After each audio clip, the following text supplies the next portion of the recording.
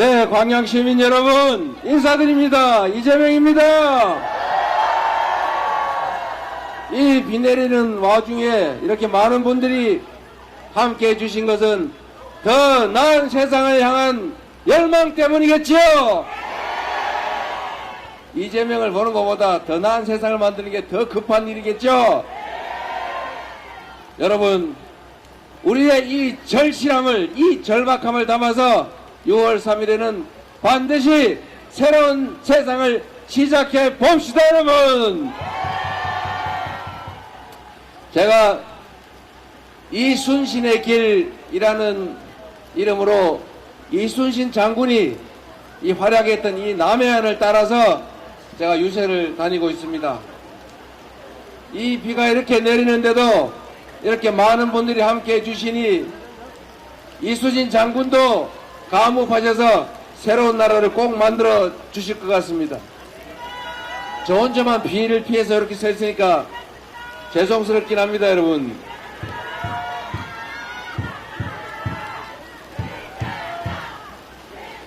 이순신 장군이 여러분 아시는 것처럼 23전 23연승이라고 하는 엄청난 전과를 올리면서 조선을 지켰죠. 조선 백성 수백만 명이 선조의 그 무능함 때문에, 그 무책임함 때문에 죽음에 이르고 산천이 피로 물들었습니다만, 그래도 이순신이라고 하는 위대한 장군이 있었기 때문에 피해를 그나마 줄이고 조선을 유지할 수 있었던 것입니다. 그런데 제가 이순신 장군을 참 여러 면에서 배우려고 노력하는데 그 중에 하나가 이런 게 있습니다. 물론 철저하게 준비해서 이길 수 있을 때 싸워서 반드시 이긴다. 지는 날이 조선 수군이 지는 날이 조선이 지는 날이 되니까. 그 절박함 때문에 그야말로 목숨을 걸고 싸워서 이겼죠. 생 즉 사, 사 즉 생이라는 말을 해가면서. 그런데 그 중에 이런 게 있습니다, 여러분. 어떻게 그 소수의 전함으로 그 압도적 다수를 점하는 일본 해군을 이길 수 있었을까? 여러 요인이 있는데 그 중에 이런 게 있습니다, 여러분. 이분이 백성들의 지혜를 많이 빌렸어요. 요즘 말로 하면, 제가 자주 하는 말로 국민들의 집단 지성을 이용한 것입니다. 활용한 것입니다. 저는 행정을 할 때도 우리 국민들의 이 수요자, 국민들의 뜻을 최대한 반영을 하자라고 얘기합니다. 이 이순신 장군이 이 작전을 짤 때 이 소수의 전함으로 어떻게 저 압도적 일본 해군을 이겨낼 수 있을까, 이길 수 있을까, 작전을 짤 때 이 물의 흐름, 조류의 변화, 이 중요하잖아요, 해전에서. 그래서 이 동네 소위 원로 어부들, 이 동네 원로 어부들 얘기들을 많이 들었어요, 다니면서. 길을 다니니까. 아, 여기는 어떤 흐름이 있습니까? 여기는 어떤 조류가 얼마나 강합니까? 여기에 빠지면 어떻게 됩니까? 이런 걸 다 들은 다음에 그 조류, 시간, 시기, 이걸 딱 맞춰가지고 작전 계획을 철저하게 짠 다음에 이긴 거예요. 대한민국은 민주공화국이라고 말하고 우리는 민주주의를 자주 말합니다. 여기서 가장 핵심은 바로 국민이죠. 나라가 존재하는 이유가 뭡니까? 국민들이 더 나은 삶을 살자고, 더 안전하고 더 평화로운 환경에서 더 행복하게 더 나은 미래를 꿈꿀 수 있게 하려고 국가가 존재하는 것 아닙니까? 그래서 국가가 곧 국민이고 국민이 곧 국가 아니겠습니까? 그래서 우리 국민들이 대한민국이라고 하는 국가 공동체를 구성하고 사는데, 문제는 지리적으로 많이 떨어져 있고 숫자도 많으니 맨날 모여서 직접 결정하기가 어려우니까 누군가를 뽑아서 우리 대신에 우리가 할 일을 해달라고 하는 게 바로 대의 민주주의죠. 뭐 다 아는 얘기인데 이 대의 민주주의의 대리 체제, 대의 체제의 제일 꼭지점에 있는 존재가 바로 대통령이죠. 이 대통령은 누가 스스로 착각하는 것처럼 왕이 아닙니다. 통치자가 아니죠. 지배자가 아닙니다. 심부름꾼이죠. 대리인이죠. 일꾼일 뿐이지 않습니까? 그리고 이 대통령을 정점으로 뭐 국회도 있고 사법부도 있고 공무원이 100만 이상 있습니다. 각 계급이 있죠. 뭐 장관부터 쭉 말단 구급 공무원까지. 그런데 여러분 정말로 중요한 것은 이 공직자들이 왜 존재하느냐에 대해서 가끔씩 잊어버립니다. 내가 시험 잘 봤으니까, 내가 딴 거 내 거지, 내가 선거에서 이겼으니까 권력은 내 거지, 이렇게 착각을 해가지고 그 자기가 권력을 행사하는 대상을 피지배자로 여깁니다. 착각에 빠지는 거예요. 자기가 높은 의자에 앉았으니까 내가 진짜 높은 사람인 줄 착각하는 거죠. 그런데 절대로 잊어버리지 말아야 될 것은 그냥 가장 높이 있는 우리 국민들을 위해서 열심히 일하는데 일하는 대리인 중에 약간 높은 자리에 있는 거죠. 맞습니까, 여러분? 대리인 일꾼 중에 약간 높은 자리를 만들어줬는데 착각을 해가지고 주인보다 높은 자리인 줄 아는 그런 자들이 있습니다, 여러분. 절대로 그렇게 허용하면 안 되겠죠? 이게 딱 부뚜막에 올라간 버릇 나쁜 고양이 같은 거죠. 고양이 미안합니다, 야옹. 버르장머리를 고쳐놔야 돼요. 평소에 국민을 우수히 여기거나 업수히 여기는 이 엉덩이에 뿔난 공직자 대리인들, 당신들은 높은 지배자, 통치자가 아니고 국민을 위해 국민이 맡긴 일을 하는 국민의 심부름꾼, 일꾼, 대리인, 머슴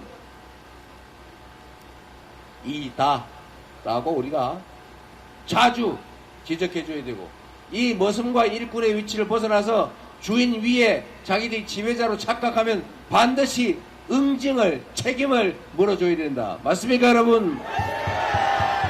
이 자기 위치를 착각한 사람 중에 하나가 윤모 전 대통령이시죠. 제가 수없이 얘기했지만 대통령은 왕이 아니다. 일꾼들 중에 지휘 계급이 제일 높은 사람이다. 국민을 하늘로 섬기고 모든 권력은 국민으로부터 온 것이고 내가 쓰는 모든 돈은 국민이 피땀 흘려서 맡겨놓으면서 국민을 위해 쓰라고 한 돈이다. 고스톱 쳐서 딴 당신의 것이 아니다 라고 얘기했죠. 그랬더니 이거 혹시 고스톱판 끝나면 뺏기는 거 아니야? 영원히 그냥 왕노릇 해야지 하다가 한 게 저는 계엄이었다고 생각합니다. 우리 국민 여러분, 광양시민 여러분, 우리가 주인인데 주인으로서의 위치를 끊임없이 상기시켜줘야 합니다. 당신들은 시험을 잘 봤을지 몰라도, 당신들은 열심히 해가지고 직급이 올라가는지는 몰라도, 당신들이 잘해서 누가 뽑아서 뭐 국회의원, 대통령 됐는지 모르겠지만, 시장 됐는지 모르겠지만, 그러나 영원히 우리 아래 있는 우리의 대리인일 뿐이다. 맞습니까, 여러분? 끊임없이 경계하고 끊임없이 책임을 물어서 끊임없이 위치를 확인해야 합니다. 권력의 순위는 대통령, 국회 이렇게 있는 게 아니고 1번 국민의 권력이 있는 거죠. 밑에 선출 권력, 밑에 임명 권력이 있는 것이다. 맞습니까? 의자가 높다고 해서 결코 당신들이 국민 위에 있는 게 아니다. 6월 3일 우리가 이 사실을 확실하게 보여줍시다, 여러분. 그리고 6월 3일에 여러분의 대리인으로서 여러분의 대리인들을 잘 지휘해서 여러분이 맡긴 권력과 예산을 오로지 여러분을 위해서만 잘 쓸 준비된 훈련된 유능한 충직한 일꾼 누굽니까 여러분?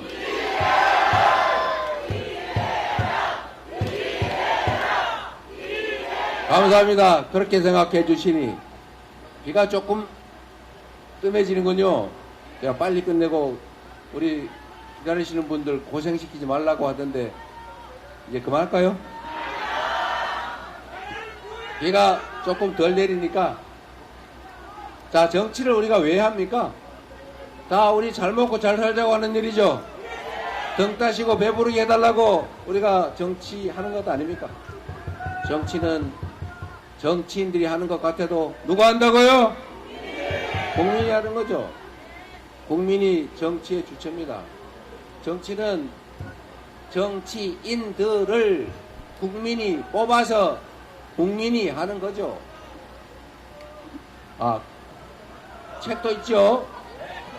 제가 전에는 이재명은 합니다 그랬다가 요즘은 국민이 합니다로 바꿨어요.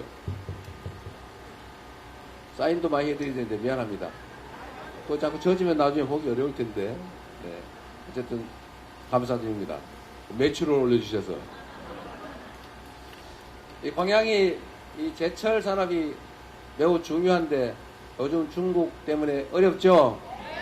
뭐 중국의 잘못은 아니고 어쨌든 우리가 경쟁 관계에서 이제 중국의 추격을 따돌리기가 좀 어려워졌습니다.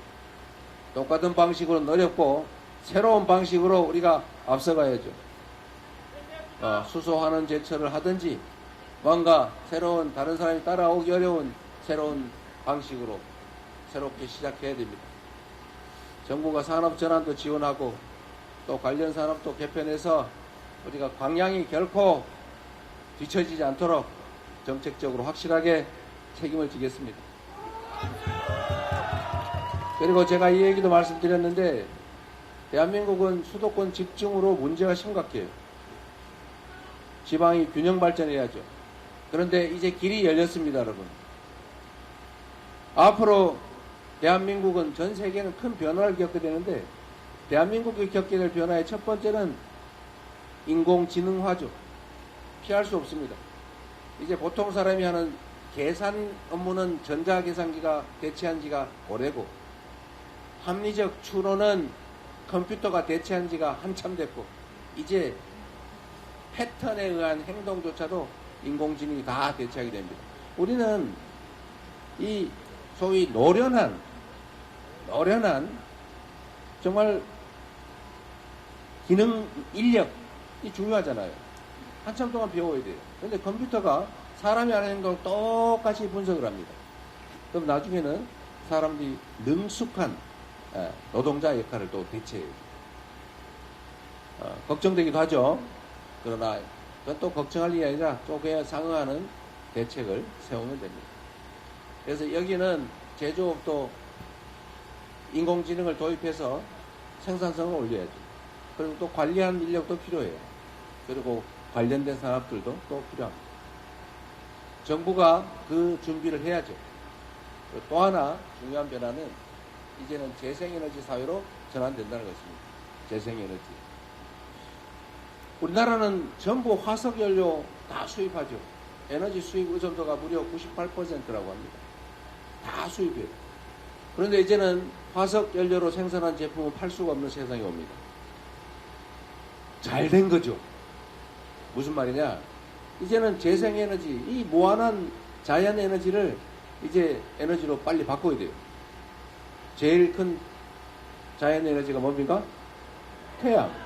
이 무한하잖아요. 바람 좋죠. 그런데 우리나라는 서남 해안 지역이 재생에너지의 보고입니다. 해안도 아주 복잡해서 그 해안가에 있는 거의 방치되다시피 한 그 넓은 땅들에 태양광 발전할 수 있죠. 여기 좀 멀긴 한데 우리 신안군은 좀 일찍 시작해서 주민들한테 태양광 발전 산업의 30% 지분을 인정해 줬어요. 그래서 그걸 배당을 받아가지고 동네 주민들이 연간 가구당 250만 원 정도 이렇게 받는 데가 있다고 해요. 앞으로는 가구당 500만 원 정도를 받게 하겠다. 계속 태양광 발전 사업에 지분을 주민한테 주겠다. 이러니까 신안군에는 유일하게 인구가 늘어나고 있다고 합니다. 훌륭하지 않아요? 박수 한번 쳐주세요. 그 신안 군수가 제가 개인적으로 좀 아는 바구리안 군수인데 안타깝게 그 사소한 걸로 꼬투리를 잡혀가지고 군수 자격을 잃었더라고요. 하여튼 신안군의 극히 일부를 태양광 발전 산업을 했고 그중에 30% 지분을 주민한테 그냥 지분으로 준 거죠. 그러니까 주민들이 뭐 30%를 돈을 내고 투자를 하느냐? 그것도 아니죠. 다 펀드에서 지원받아가지고 이름만 하면 펀드의 이자와 그 수익률의 차이만큼 받는 거예요. 이거 하다가 이 군수가 아마 중앙정부의 미움을 좀 많이 받았던 것 같습니다. 나한테 하지 말라고 했는데 굳이 해가지고. 자, 이거를 이제 전남 또 경남 이 서남해안 전체를 그런 방식으로 바꿔야 되겠죠. 문제는 정부의 의지입니다. 지방정부, 시장 군수들의 의지죠. 도지사의 의지. 그리고 앞으로는 전기요금도 거리 비례제가 도입이 됩니다. 전기는 생산해서 송전하는데 비용이 많이 들어요. 그런데 우리나라 이상하지 않습니까? 영광에서 전기를 생산해가지고 서울로 보내서 서울 사람들이 쓰는데 전기요금이 똑같아요. 이상하지 않습니까? 생산지 가격이, 배추도 생산지가 싸고 저 도시에 가면 좀 비싸지고 그러잖아요. 수송비가 감안돼서. 근데 전기요금은 생산지하고 소비지 가격이 똑같아요. 좀 이상하지 않습니까? 별로 안 이상한가 보네요. 말이 안 됐죠, 사실은. 매우 불평등한 겁니다. 그 생산한 곳에서는 비용이 싸던 대신에 생산했다는 피해가 있잖아요. 그 원전 근처 불안하잖아요. 화력발전소 근처 불안하죠. 공기 오염되죠.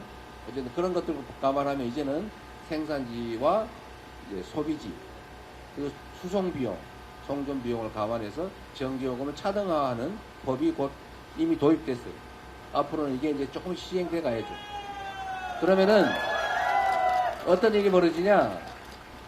기업들은 재생에너지를 사용한 제품만 팔 수 있기 때문에 재생에너지가 많은 지역의 전기가 쌀 수밖에 없고, 그러면 재생에너지가 많은 지역으로 올 수밖에 없죠. 또 그렇게 만들어야죠. 그래서 저는 앞으로 첫 번째, 지방으로 가는 기업에 대규모 세제 혜택을 주자. 두 번째, 지방으로 가거나 아니면 지방에서 시작하는 기업들한테는 땅이나 이런 것도 특별히 혜택을 줄 뿐만 아니라 또 다른 혜택을 줄 수가 있죠. 규제. 좀 자유롭게. 웬만한 규제는 다 완화해주자. 또는 해제해주자. 세 번째, 전기요금 차이를 확실하게 해서 지방에는 정말로 생산지에는 좀 더 싸게 지방 균형 발전에 도움이 되니까. 이렇게 하면 아마 지방에 대한 산업 수요 상당히 많아질 거다. 그리고 정부 차원에서 집중적으로 밀어붙여야죠. 그러죠? 그리고 광주, 전남은 재생에너지 중심 산업으로 대대적으로 개편하자.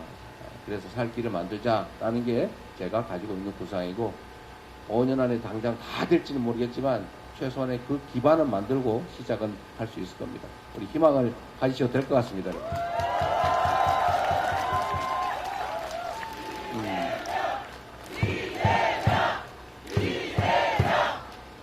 그리고 여러분, 비가 안 오니까 얘기 좀 해도 되죠, 이제.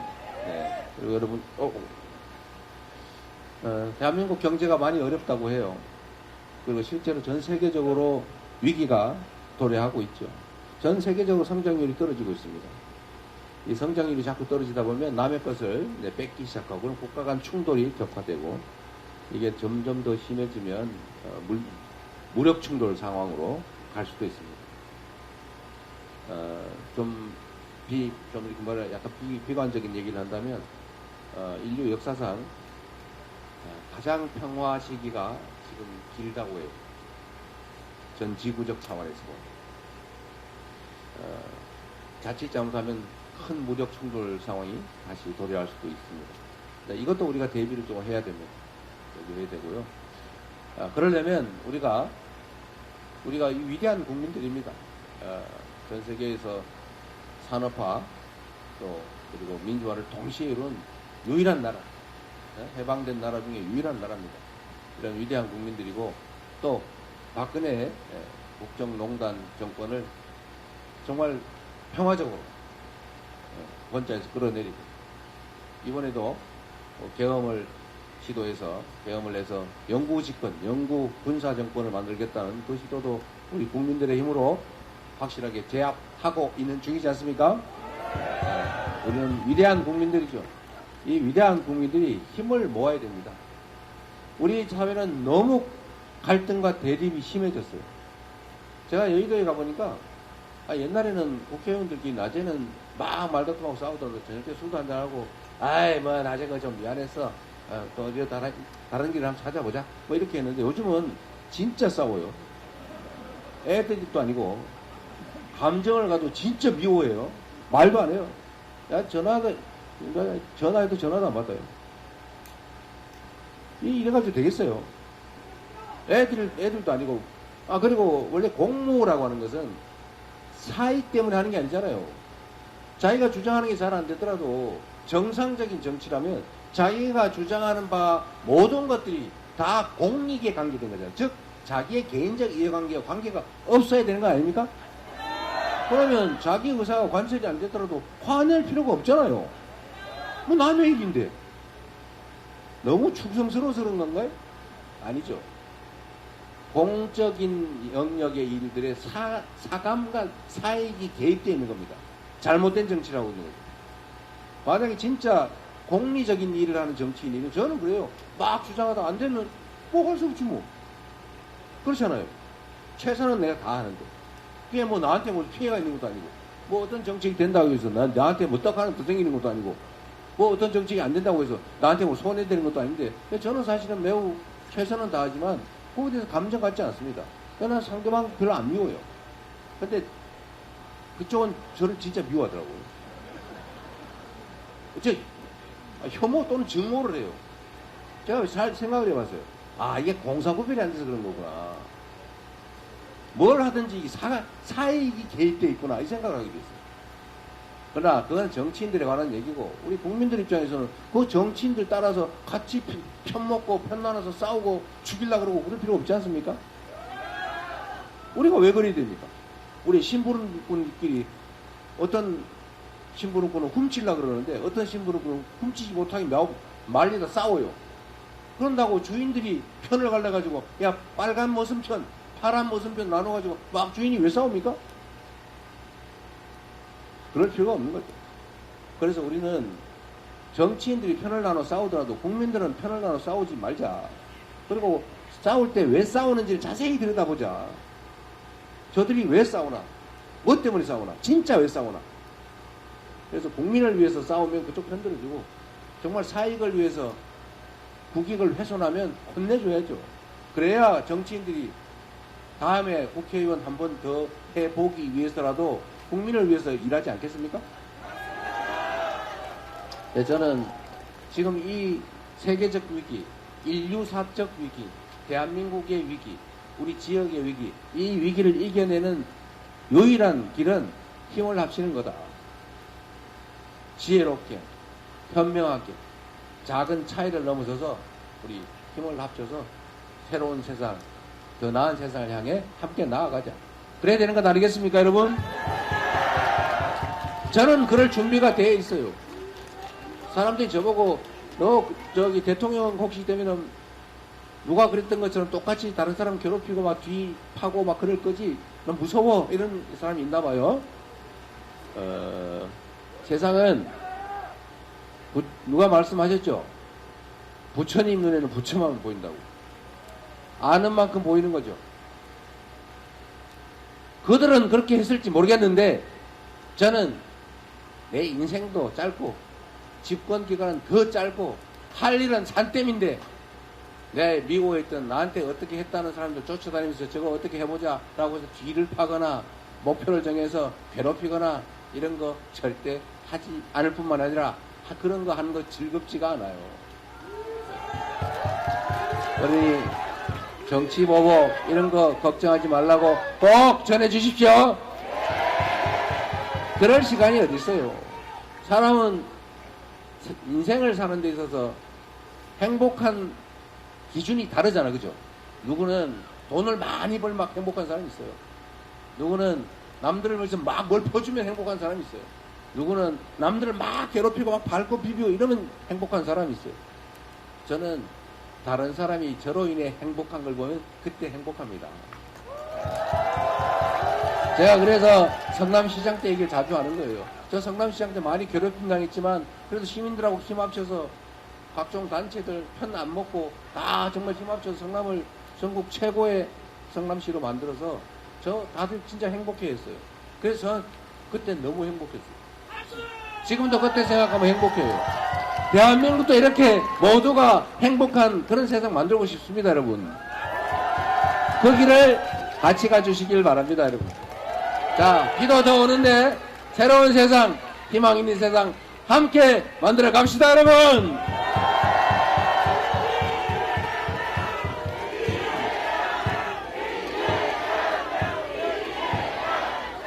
준비된 충직한 일꾼, 훈련된 대통령 후보 이재명한테 기회를 주시면 전혀 새로운 대한민국을 만들어서 여러분께 보답드리겠습니다. 고맙습니다. 지금은 이재명입니다. 고맙습니다. 이재명 대통령! 이재명!